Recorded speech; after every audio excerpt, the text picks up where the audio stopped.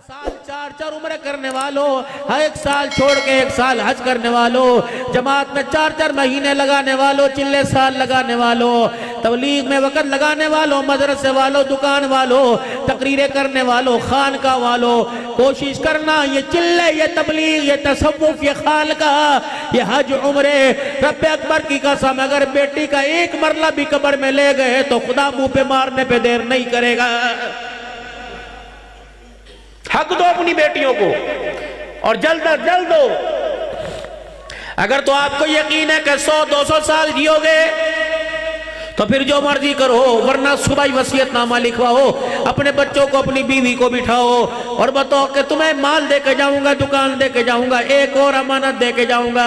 जिस अमानत को मैं दुल्हन बना के आज से 30 साल पहले लाल जोड़े में घर लाया था, जिसने मेरी नस्ल की खातिर पेट कटवा दिए, पेट फड़वा दिए, न गर्मी देखी न सर्दी देखी, 3 टाइम का खाना बनाया, मेरे जानवरों का ख्याल इसने किया, मेरे घर का ख्याल इसने किया, मेरे बच्चों का ख्याल इसने किया। देखना मैं मरने के बाद दुकान मकान के साथ अपनी बीवी तुम्हारी माँ की नेमत दौलत तुम्हारे सुपुर्द अमानत करके जाऊंगा। देखना इसे राजी रखना, इसे खुश रखना। अगर तुमने इसे रुलाया तो क़यामत के दिन मैं तुम्हारे खिलाफ अल्लाह के दरबार में गवाही दूंगा।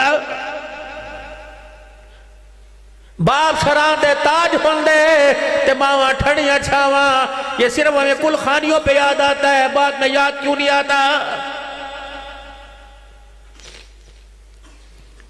अज़वाजी जिंदगी सीखिए, मौलाना फिरोज साहब से कहिए कि महीने में एक जुमा घरेलू जिंदगी पे पढ़ाया करें और पढ़ाते होंगे। हर मस्जिद का इमाम बताए, मस्जिद के अंदर 1.5 घंटे से बयान सुनने वाला, मगरिब से लेकर रात 12 बज रहे हैं, आप मेरे जलसे के अंदर बैठे हो। अब आप यहाँ से घर जाओगे, नमाज पढ़ने का दिन तो आपके पास आ गया, ज़कात का आ गया, सीरत सहाबा सलमी साहब ने सुनाई, सहाबा की जिंदगी का दिन आ गया। घर के अंदर जाके बीवी से क्या कहना है, गुफ्तगू किस अंदाज में करनी है, औलाद को देख के क्या करना है। आप अपने घर के सरपंच हो, आप अपने घर के सरबराह हो, आप अपने घर के हाकिम हो। हाकिम के बारे में, रियाया के बारे में कल क़यामत के दिन हाकिम से पूछा जाएगा। आप घरेलू जिंदगी सीखे, रसूलुल्लाह सल्लल्लाहु अलैहि वसल्लम की घरेलू जिंदगी कैसी थी। अल्लाह के पाक नबी सल्लल्लाहु अलैहि वसल्लम से पूछा, या रसूल अल्लाह सल्लल्लाहु अलैहि वसल्लम आपको सबसे ज्यादा किससे प्यार है। आपने फरमाया मुझे मेरी बीवी आयशा से प्यार है। नबियों का सरदार हो, बीवी से कहे मुझे प्यार है। कहने वाले कहने लगे, या रसूल अल्लाह सल्लल्लाहु अलैहि वसल्लम हमारा मतलब ये कि मर्दों में किससे प्यार है। आप कहते अबू बकर से, लेकिन आपने सैयद आयशा को आगे रखा। फरमाया औरतों में सबसे ज्यादा मुझे प्यार आयशा से और मर्दों में सबसे ज्यादा प्यार मुझे आयशा के बाप अबू बकर से है। कौन? अबू बकर रजी अल्लाह ताला अन्हु। हजरत अब्बास रजी अल्लाह ताला अन्हु बैठे, हजरत अब्बास रजी अल्लाह ताला अन्हु बैठे। अब क्या करें, क़यामत का दिन होगा, कुछ लोगों का नामा अमाल दाएं हाथ में दिया जाएगा, नेककारों का, नेकियों, जिसकी नेकियों का पलड़ा भारी होगा। इकरा किताबक या अमाल नामा दाएं हाथ के अंदर दिया जाएगा और कुछ लोगों का नामा अमाल बाएं हाथ में दिया जाएगा। फिर आपने ठंडा होकर भरा, ठंडी सांस ली। फरमाया क़यामत का दिन होगा, अल्लाह उमर के दाने हाथ में नामा अमाल पकड़ाएगा, सज्जे हाथ में। अब वो सुनने वाले चौंक पड़े, उन्होंने कहा जी अबू बकर का नाम भूल गए, खलीफा बिला फसल अबू बकर है, नबी के बाद पहला नंबर सिद्दीक का है, आपने उमर का नाम अनजाने में ले दिया, अबू बकर का नाम लेना चाहिए था। हज़रत अब्बास रज़ी अल्लाह अन्हु की अखियों से आंसू निकले। फरमाया बात अबू बकर की ना करो, ये तो क़यामत का दिन होगा, तेरे मेरे हाथ में नामा अमाल दाएं हाथ में दिया जाएगा। जब नामा अमाल देने की बारी आएगी, अल्लाह अकबर, फरिश्तों के जरिए अबू बकर को पहले से उठा के जन्नत के अंदर पहुंचा दिया जाएगा। पहले जन्नत के अंदर चला जाएगा। हज़रत अली रज़ी अल्लाह ताला अन्हु से पूछा सबसे ज्यादा इल्म वाला कौन है। आपने फरमाया अबू बकर। फकीह उम्मत नहीं, हाफिजुल हदीस अबू हुरैरा नहीं। अना मदीनतुल इल्म अली बाबुहा, मैं मदीने का शहर हूँ, अली उसका दरवाजा। आप नहीं।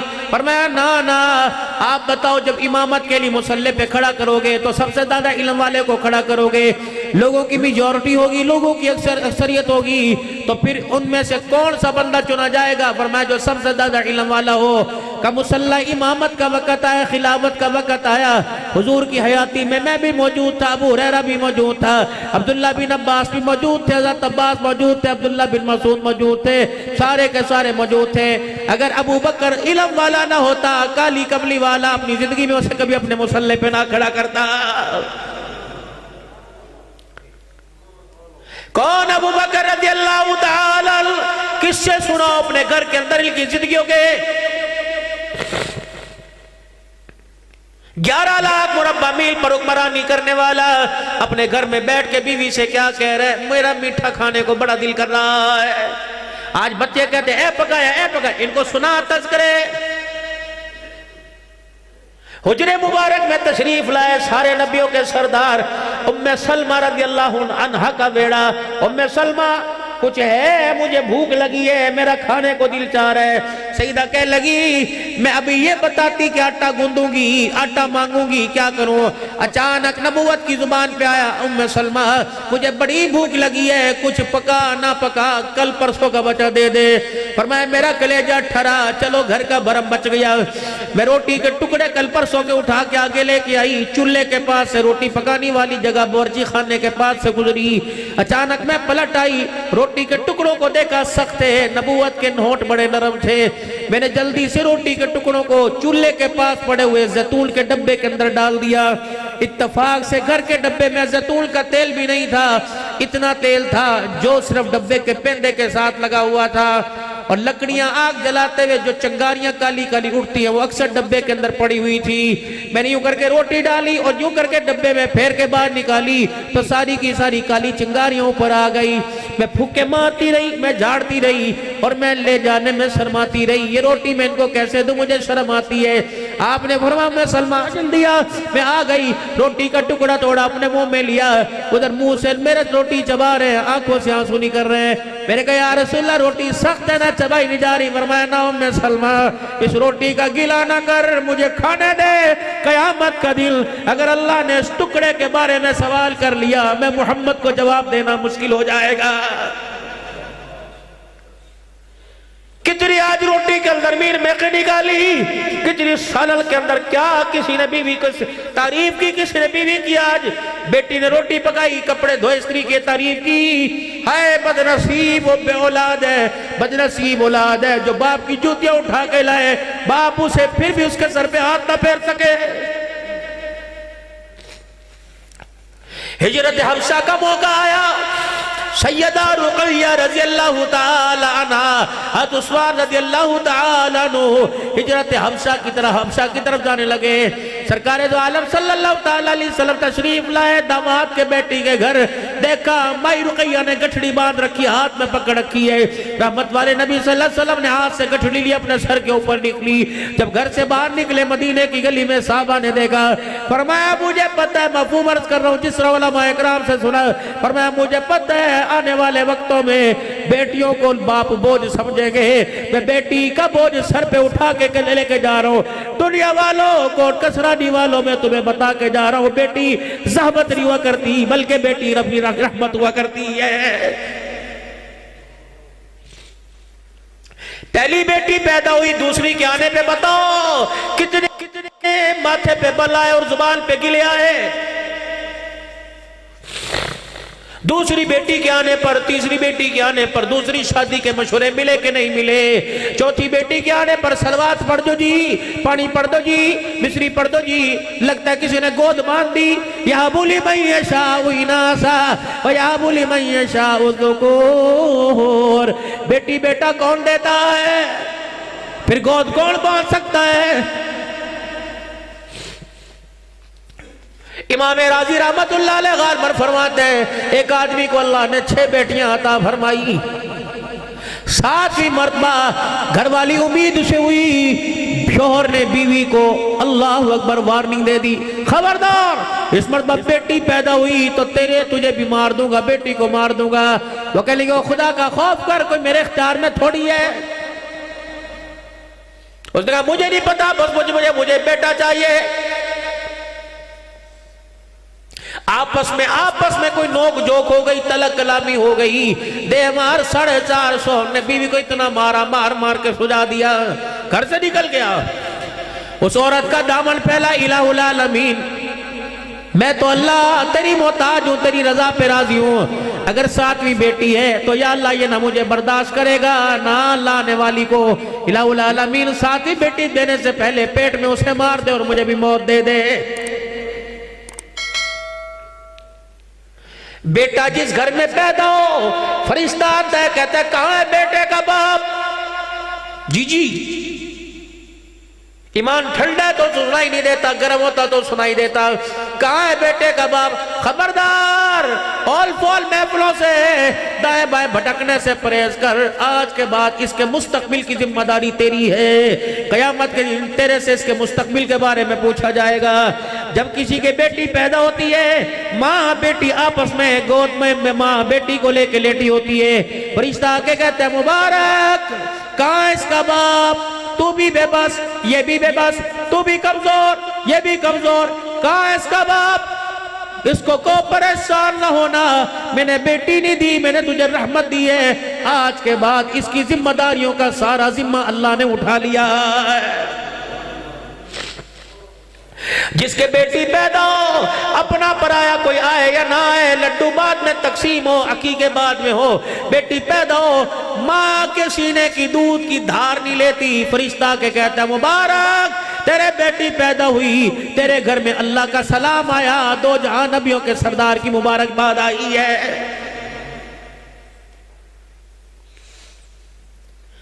बैठी दिल में मुसल्ला बिछा के अल्लाह ये क्या कह के गया? तेरी जात, तेरे आर्डर, तेरे हुक्म से टक्कर लेके गया। जवाब यार, मेरी बंदी परेशान ना हो, मैंने बड़ी बड़ी टेढ़े गर्दनों के मैंने सरिये सीधे करके रख दिए। रात को शोहर वापिस आया, बीवी रो रो के मिन्नतें करती रही, से तरस ना आया। ये अलहदा खटड़े पर, बीवी अलहदा खटड़े पर, रात का कुछ वक्त गुजरता रहा। ये सिसकियों के साथ रोती रही, वो खराटों के साथ सोता रहा। अचानक चीख मारी, उठ के बीवी के पैर पकड़ लिए, कर अल्लाह साईं से मुझे माफी दिलवा दे, वरना मैं अल्लाह के दरबार में फंस गया। का क्या हुआ? का चल मुसल्ला बिछा। दोनों जी बैठ के अल्लाह से 7वीं बेटी मांगे, हमें बेटा नहीं चाहिए। उन्होंने कहा सुबह तो ठुड्डे मार रहा था, अब बेटी मांग रहे हैं। का तुझे क्या पता, रात को जब मैं तेरे से मुंह मोड़ के सोया, अल्लाह अकबर, खुदा ने मुझे मैदान महशर दिखलाया। मुझे हुक्म हुआ, फरिश्तों को हुक्म हुआ, ऐसे बालों से पकड़ के जहन्नम के दरवाजे पे ले जाओ। जहन्नम के 7 दरवाजे, मुझे पहले दरवाजे पे जब लेके गए, जहन्नम का दरवाजा खोला, ये मेरी बेटी बाहें खोल के खड़ी हो गई। रब्बा इस पे नहीं तो हमारे पे तरस खाई, हमारा अब्बा है।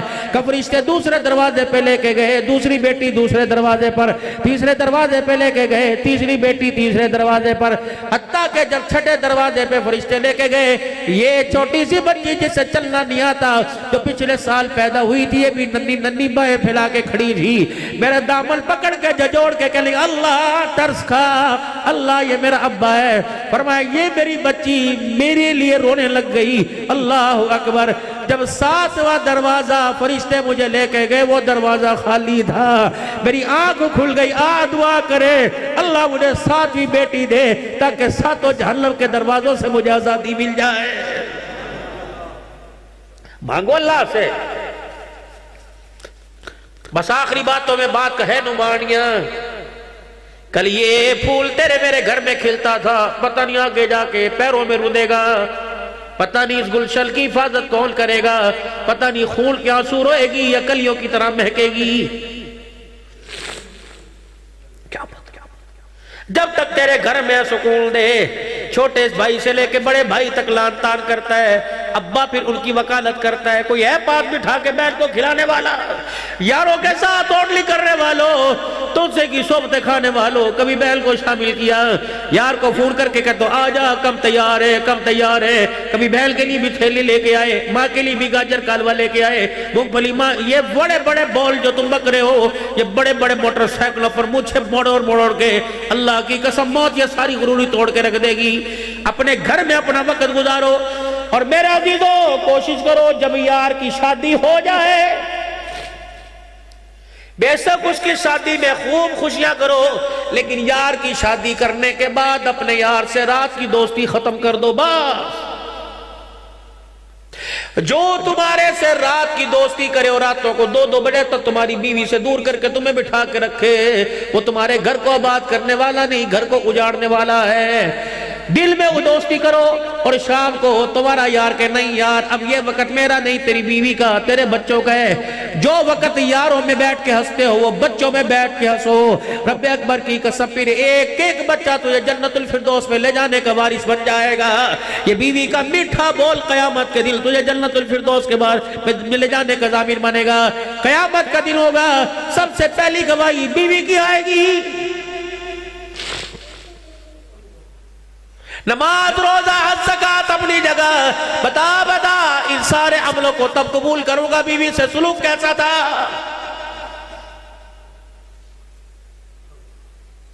कायनात का नबी, इससे बड़ा इज्जत वाला कौन होगा कि दुनिया से जाते हुए भी घर औरत का ही पसंद करके गया। नहीं यकीन आता, जाओ मदीने जाओ, आज भी मोहम्मद सैयदा आयशा के हुजरे में पड़ा हुआ है। उस हुजरे को अल्लाह ने इतनी मकबूलियत दी कि अल्लाह ने कयामत की सुबह तक उसे जन्नत का टुकड़ा बना दिया है। फरमाया, ओ कोट के सरानी वालों, आओ मेरे से मुलाकात करो। मलजारा कब्री बाद मौती फक़द ज़ारनी फी हयाती। फरमाया, मेरे रहलत फरमाने के बाद, मेरे दुनिया से जाने के बाद कोई मेरे मदीने में आए और मेरे रोजे में आके जिसने मेरी कब्र को देखा, उसने सिर्फ मेरी कब्र की मट्टी को नहीं देखा बल्कि मैं मोहम्मद के चेहरे को देख लिया।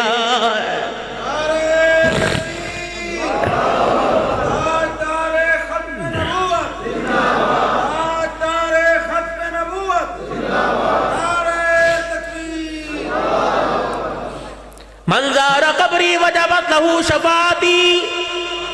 ओ लोगो, किला बेचो, दुकान बेचो, मकान बेचो, हुजूर की बात सच, अल्लाह का वादा हक, नबी का वादा हक। सहाबा सुल करा के तक पैगाम पहुंचा गए। आपने फरमाया, ओ लोगो, जब मैं मोहम्मद के रोजे पर आए, जिसने मेरी कब्र को देख लिया, मैं मोहम्मद की शफाअत उस पे वाजिब हो गई है। कोट के सरानी में मौत है, फरमाया मौत नहीं मांगनी, अगर मौत मांगनी तो मदीने की मौत मांगा करो। अल्लाह चला फिला खिला सुला लिटा कारोबार कोट के सरानी में करा, लेकिन मौत मदीने की अता फरमा। या अल्लाह मदीने में जन्नतुल बकी का मदफन नसीब फरमा। आपने फरमाया, ओ लोगो, जो मेरी जन्नतुल बकी मदीने में आके दफन हो गया वो मेरा पड़ोसी बन गया। व नहनु मिल जारी, वो मेरा पड़ोसी है और पड़ोसी का पड़ोसी पे हक है, मेरा मेरे पड़ोसियों पे हक ये है। कयामत के दिन मैं अकेला जन्नत में नहीं जाऊंगा बल्कि बकी वाले पड़ोसियों को साथ लेके जन्नत में जाऊंगा। अगर दिलपुर के अंदर औलिया अल्लाह का कब्रिस्तान है, दिलपुर के अंदर मौलाना लाल हुसैन अख्तर रहमतुल्लाह अलैह, हज़रत अब्दुल्ला दरखास्ती रहमतुल्लाह अलैह, शफीकुर रहमान दरखास्ती रहमतुल्लाह अलैह, बड़े बड़े अकाबिरीन मेरे अजीजों आराम फरमा रहे हैं। अगर अल्लाह वालों की कब्रों की बरकत से दिलपुर का कब्रिस्तान जन्नत का कब्रिस्तान बन सकता है, और जहाँ वो सो रहे हो जिनको का रज़ियल्लाहु अन्हु व रज़ू अन्हु, जिनको का वस्साबिकून अल-अव्वलून मिनल मुहाजिरीन वल अंसार वल्लज़ीना तबअू बिरिज़वान रज़ियल्लाहु अन्हु व रज़ू अन्हु, जिनको उलाइका हुमुर राशिदून उलाइका हुमुल फाइज़ून उलाइका हुमुल मुफ़लिहून का रब्बे अकबर की कसम नहीं यकीन आता। चल मदीने, रात का वक्त हो, तहज्जुद में जब मस्जिद नबी में आए, सज्जी तरफ मुंह करके देख लेना, अल्लाह अकबर, तुझे अल्लाह के रहमतों का नूर और उसकी लाटें तुझे कब्रों पे उतरती हुई नजर आएंगी। ये अल्लाह से मांगो। आखिरी बातों में एक बात, अल्लाह से ये बात जरूर मांगनी है, अल्लाह से दुआ करनी, रब्बना ला तुज़िग़ क़ुलूबना बअद इज़ हदैतना व हब लना मिन लदुनका रहमा इन्नका अंतल वहाब। इलाहुल आलमीन, ईमान की दौलत देने के बाद छीन न लेना। परवरदिगार आलम, जो ईमान की दौलत माँ की गोद में दी वो कब्र की कोर तक मुझे अल्लाह तौफीक देना। ओ दोस्तों, माल लेके जाओ या ना जाओ, कब्र संगे मरमर की बने या मार्बल की या मट्टी की बने, लेकिन ईमान कब्र में साथ लेके जाओ। अल्लाह से मांगा करो, अल्लाह अगर अरबी नहीं पढ़नी आती, कुरान वाली दुआ पढ़नी नहीं आती, तो उर्दू में, पंजाबी में, सराइकी में, अपनी जटकी जुबान में क्या करो, अल्लाह ईमान की दौलत आखिरी वक्त मेरे साथ दे देना, कलमा तैयबा की दौलत मेरे साथ दे देना। अल्लाह ऐसी जगह उठाना, ऐसी जगह से उठाना जहां से जाते मुझे मजा आए और ले जाते वे ले जाने वालों को मजा आए। मालिक कायनात जब दुनिया से जाऊं आई ना करूं, हाय हाय ना करो, बल्कि तू ऐलान करे या अय्यतुहन नफ्सुल मुतमइन्ना इरजिई इला रब्बिकी रागियतम मरगिया फदखुली फी इबादी वदखुली जन्नती। अल्लाह से दुआ किया, अल्लाह जो तेरे नबी ने दुआ की थी तलहा बिल बरा रजी अल्लाह तआला अन्हु के बारे में, ए तला कयामत का दिन मोहम्मद तुझे वो दुआ दे रहा है जो किसी को नहीं दी। कयामत का दिन होगा ए तलहा जब अल्लाह के सामने आए तो अल्लाह को देख के हंसने लग जाए, अल्लाह तुझे देख के हंसने लग जाए।